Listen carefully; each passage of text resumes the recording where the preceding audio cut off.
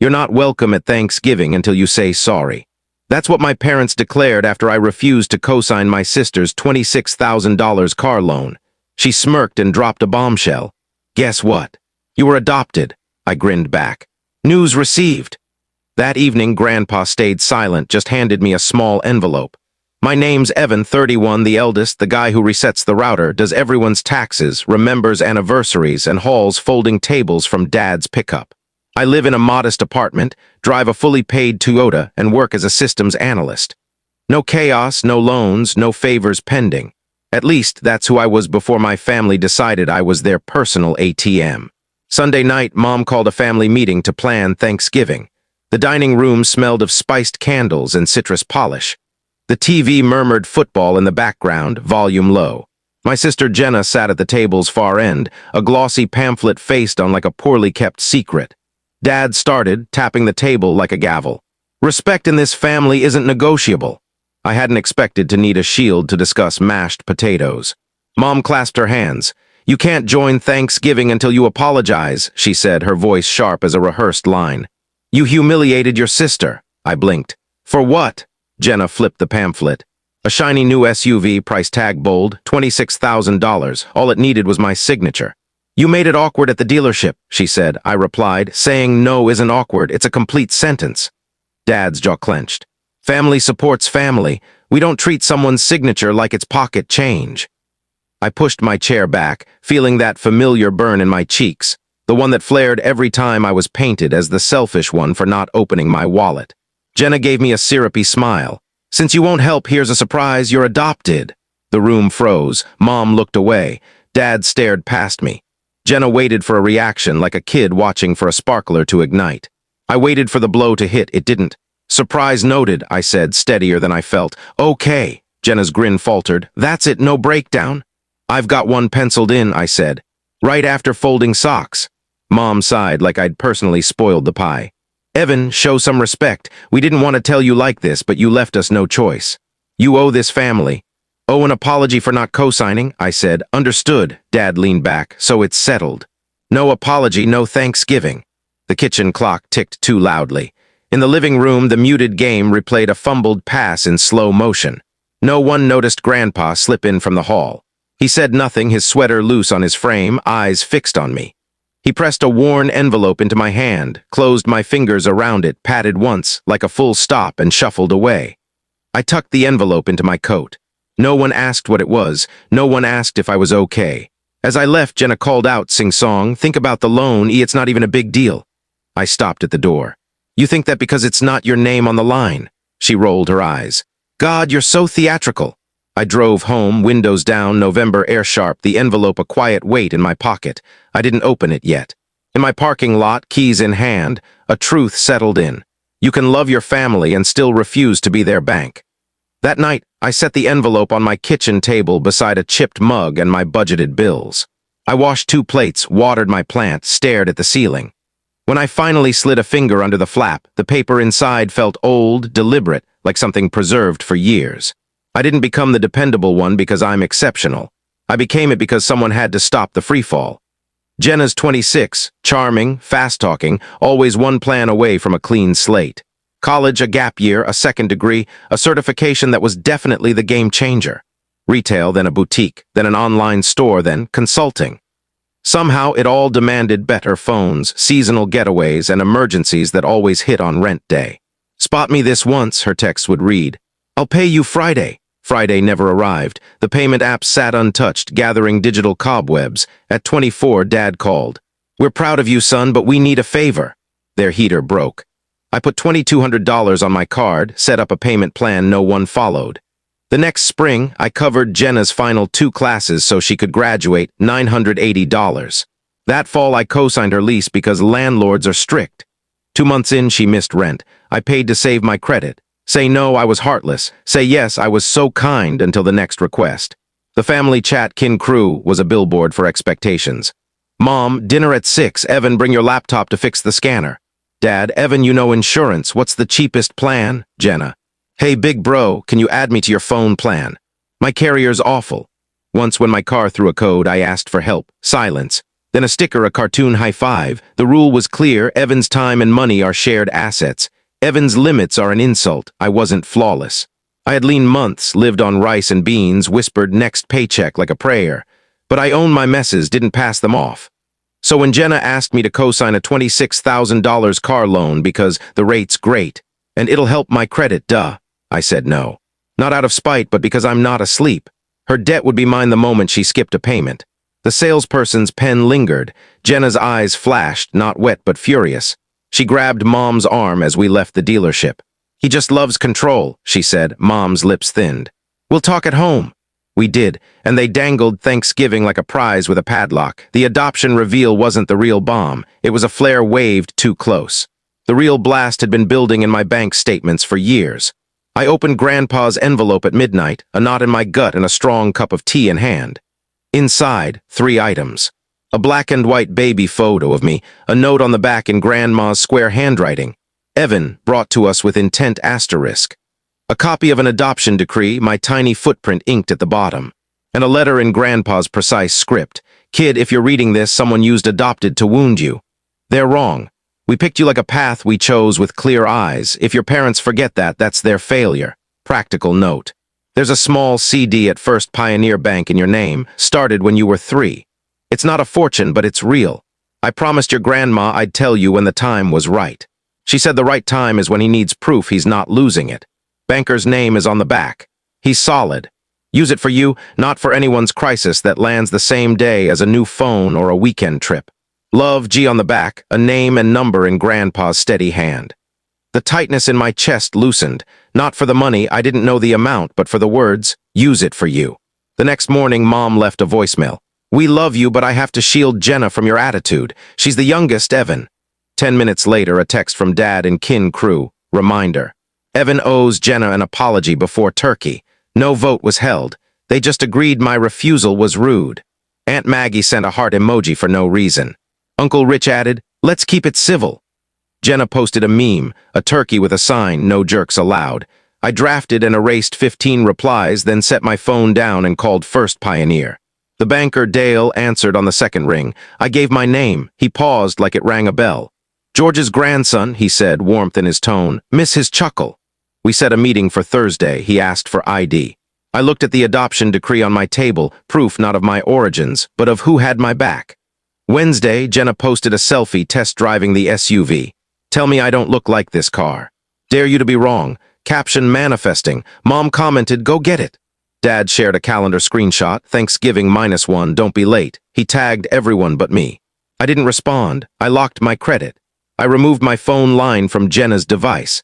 I started a list, things I pay for that aren't mine asterisk. It was longer than I'd admitted, streaming accounts, cloud storage for Jenna's shop, a Prime account, my old gym membership Dad still used. I read Grandpa's letter again. I slept better than I had in months. Thursday at the bank, Dale handed me a folder. "George came every year on your birthday," he said. "Never missed. Called it your no-strings fund." The amount wasn't massive, but it wasn't trivial, enough for a deposit on a new place, therapy, car repairs, or a down payment someday if I protected it. Dale looked at me. He told me once, if they ever make the kid feel like a burden, tell him I ran the numbers. He's the one in the black. I swallowed hard. "He really said that?" "Twice," Dale said, smiling. "Want to discuss withdrawal options?" I nodded. "Not for them, for me." My phone buzzed, kin crew. "Mom, reminder Evan, come early to set up tables. Dad, if you're grown, you'll show up. Jenna, bring your checkbook." Joking, sort of. I realized I wasn't tired of giving. I was tired of giving to people who saw my yes as an obligation and my no as a betrayal. I told Dale, "I'm done being the family vault." He nodded, like he'd been waiting for me to arrive at a truth he already saw. Thanksgiving morning, 10:12 a.m., the group chat lit up like a slot machine. Pie photos, a countdown gif, Dad's reminder. Grace before dinner, no phones at the table. The irony made me laugh in my quiet kitchen. I packed a bag. Grandpa's letter, a printout of every transfer I'd made in 5 years, 3 screenshots of Jenna's, Friday for sure promises, the lease I co-signed, a bank alert from when she put a utility in my name, and a fresh adoption decree copy. I didn't plan to argue. I planned to close a chapter. At 12:43 p.m., I parked behind the minivan with Jenna's asterisk proud of my honor student asterisk sticker, ironic as ever. The air smelled of maples. Football hummed on the TV, muted again. Inside the table was a magazine spread, China we only used to impress. The turkey steamed, family bustled. Jenna spotted me first. Look who showed up without apologizing. I set my bag by the chair. I brought documents. Mom's smile was strained. Evan, don't cause a scene. I'm not, I said. I'm ending one. Dad stood at the table's head. Before we sit, Evan has something to say. He waved like a showman. I do, I said. I'm not co-signing, not today, not ever. I'm removing my name from anything it shouldn't be on. Starting now, I'm done paying for things I don't use, didn't agree to, or wasn't asked about. Jenna scoffed. You practiced that? Yes, I said, in my car. Aunt Maggie tried a gentle tone. Sweetie, maybe we can talk later. No, I said. We always do later, then it's never. We do it now. I laid out the papers like a deck of cards. These are the transactions. Furnace, January 2018, $2,200. Jenna's tuition, $980. Her deposit, $1,100. Emergency dentist, $340. Small leaks that never flowed back. These are texts where you promised to pay me Friday and didn't. This is the lease I co-signed to help where I paid a loan. This, I tapped a page, is a power company alert for a house I don't live in. Dad's face reddened. We don't air this on a holiday. You aired it when you banned me from Thanksgiving for not signing a $26,000 loan, I said. Jenna crossed her arms. It's my debt, not someone else's. That's different. That's a puzzle, I said, and I'm not solving it for you. Mom's voice sharpened. Watch your tone, Evan. I slid the adoption decree to Dad. And this. If you use it as a weapon again, I'm gone for a while. Jenna rolled her eyes. God, we were being honest. No, I said. You were trying to make me feel like a stranger in my own life. Grandpa got there first without venom, without demands. He gave me this. I held up the letter. He said I was chosen on purpose and left me a no-strings fund. I'm not asking for your approval. I'm telling you I have mine. Dad laughed sharp. Oh, please, your grandpa hardly... Careful, I said low. Say one word against him and I'm out. He's the only one here who never asked me for a dime. Silence. The TV showed a player in the end zone, arms up, muted crowd cheering. Jenna went for the throat like always. You're selfish. I nodded. With my credit, my signature, my time, yes. I'm done sharing those with people who call it love until I say no. Mom set her napkin down like it might explode. Are you really going to ruin today? I grabbed my bag. No, I'm going to ruin your pattern. I placed one last page on the table, an email from the dealership confirming a loan application with my name as pre-approved co-signer, time-stamped 2 hours after I'd said no. I looked at Jenna. Did you use my info without permission? Her cheeks flushed. It was a pre-check. Everyone does it. The guy said it was okay. His commission won't pay my bill when you skip, I said. Here's the plan. I've set a fraud alert on my credit. Any new application you try will flag me and fail. I've cut you off my phone line. The streaming services I pay for, you're logged out at midnight. If my name shows up on any account I didn't sign, I file a report. I hope I don't have to, but I will. Dad slammed the table. Silverware rattled. You ungrateful. Grandpa's voice cut through, quiet but firm, from the doorway. Sit down, Tom. Everyone turned. He stood in his sweater, hand on the frame, eyes steady. George, this is family business, Dad began. Grandpa shook his head. Exactly why he's saying it here. You taught him to be the safety net, then got mad when he stopped catching you. He looked at me, nodded once, same as the envelope. Eat or leave, kid, he said, but be done with it. I tucked Grandpa's letter into my bag. I'm leaving, I said. I'll see you when you can talk to me without invoices in your hands. Jenna sneered. Don't expect rides when your Toyota breaks. I won't, I said. I'll expect lift. I walked out before anyone could say, we'll talk later. Later was where my boundaries vanished, the silence that follows a loud room shutting off. That trailed me to my car, into my first real breath in months. At 3:07 p.m., my phone erupted. 38 texts. Mom, you embarrassed us. Dad, be a man, Jenna. You're really locking me out of Spotify on a holiday? Aunt Maggie, love you both, let's cool off. Uncle Rich, no need for drama, buddy. I didn't answer. I drove to the river, watched late leaves swirl in the current, and tried to reconcile how relief could sit beside sorrow without either budging. At 6:22 p.m., Grandpa called. Come over, Pie's left. I brought him coffee. He pulled out a small fireproof box with more of Grandma's quiet truths. Photos, a recipe card in her curling script, a safety deposit key with a note taped to it. For when he learns to say no, he pressed it into my hand. You did right, he said. I feel like I broke a mirror that was already cracked, I said. He chuckled. You talk fancy for a kid who ate glue. We didn't dwell on adoption beyond a few soft words I'll keep private. We chose you, he said, not like picking a puppy, but like stepping through a door we locked behind us on purpose. The next week was paperwork, the kind that's not dramatic but shifts everything. I met Dale again, moved the CD to a high-yield savings under my name alone. I sent letters to credit bureaus with my fraud alert number. I called the dealership manager, forwarded the email with my name on it. He apologized 6 times, promised retraining. I noted the date and time in a journal. Apologies without proof are like balloons with slow leaks. I removed Jenna's email from my Amazon. She texted, "Wow, Petty." I had a cart ready. I replied, "Check out with your card." I put my phone down before the 3 dots could spit venom. Mom's voicemail started gentle, ended sharp. "Evan, you're hurting Jenna's mental health. She can't sleep. She's using Dad's Netflix, which is fine, so can you at least?" Dad sent one line, "You're not my son if you treat us like outsiders." I saved it, not to reread, but to remember what not to answer. Work got quieter, like a house when a noisy appliance stops. I had hours where worry used to live. I filled them, went to the gym I actually pay for, booked a therapist and kept the appointment, cooked meals that weren't rushed. I slept. 2 cousins messaged me like rebels at a hideout. "Saw kin crew," one wrote. "You're not wrong." The other, "They asked me to co-sign 2 years ago, said no, haven't been invited to Christmas since, want to do a Friendsgiving." We did. Store-bought pies, forgiveness, no one saying, "Keep the peace." Consequences rippled through the family like a storm I wasn't standing in. Jenna's car deal collapsed without my signature. She went on Instagram Live, half sobbing, half mocking haters who don't believe in me. A friend sent me a clip. I didn't watch. The next day, Jenna texted, "You're literally making me lift to work." I replied, "Yes." "Budget for it?" She sent a skull emoji, then silence for 48 hours, the quietest 2 days since 2004. Mom tried a new tack. "If you're withdrawing support, we need to discuss Dad's back therapy bill." I stared at the screen, then wrote, "I didn't withdraw support. I stopped enabling. Ask for help, not my signature. If you want money, expect a no unless I offer." She called me harsh. I replied, "Boundary, not harshness." She left me on read, a first since cell phones existed. The family story fractured, the idea that love means financial obedience, that sacrifice means silence. It started small, a crack you'd miss unless you looked. Then things shifted. Aunt Maggie texted privately, "Your grandpa's staying with me a few days. He needs calm." Translation, Mom and Dad were louder than they thought.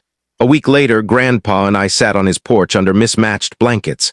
He handed me a clipped article. Sometimes the most generous act is saying no because it keeps generosity alive where it matters. He tapped it. "That writer was right. I miss them," I said, "even while I don't." "That's missing," he said. "Truth 1, people can be your family and your headache. Truth 2, you decide what to fix first." 2 Fridays after Thanksgiving, a letter came in Mom's handwriting. Inside, a bill from Jenna's old apartment, the month she skipped because we thought it'd work out. A sticky note. "Can you handle this so we can move on?" The old me would have flinched and paid. This time I folded it back into the envelope with Grandpa's calm and wrote on the sticky, "Number moving on, is you handling this?" I mailed it. No heart emoji. Sunday afternoon, a text from an unknown number. "Hi, I'm Dale's wife." He doesn't share client details, but I had to say, "Your grandpa spoke of you like you hung the stars." I sat on my couch, letting that sink in, deeper than any apology I never got. There were quiet rewards. The friend I kept bailing on for family drama, we got coffee, didn't mention my mom once. The tension headache behind my eyes packed up. My apartment felt bigger without borrowed guilt. It wasn't flawless. I still woke up arguing with ghosts in my head. I still wanted to send that baby photo to kin crew with, "Brought to us with intent," and dare anyone to disrespect the 2 who loved me longest without strings. I didn't. Sometimes strength is not sending the message you know would hit. Then Jenna texted at 11:34 p.m., *, "Can I be real?" "Go for it," I typed. "I didn't tell you about the adoption to hurt you. I thought it'd make you feel you owed us." "Thanks for the truth," I wrote. "That's exactly what hurting is." 3 dots, then, "Fine, I'm sorry. I should have asked for help, not demanded it. It wasn't an apology for the loan, the dealership, the pre-approval, or the years of taking my time. But it was the first honest thing she'd sent me in a decade without a catch in the commas. "Thanks," I said. "Here's the deal, ask here. No, I survive. Yes, you build your own." She sent one word I didn't expect. "Okay, then, *, will you show me how to budget?" I paused. The fixer in me stirred an old reflex. I didn't slam the door. I held the knob and said, I can show you my system. I won't do it for you. Deal, she wrote. It wasn't a reunion, it was step one. But most good things start there. 3 weeks after Thanksgiving, I met Dale at the bank's quiet corner to sign a final form.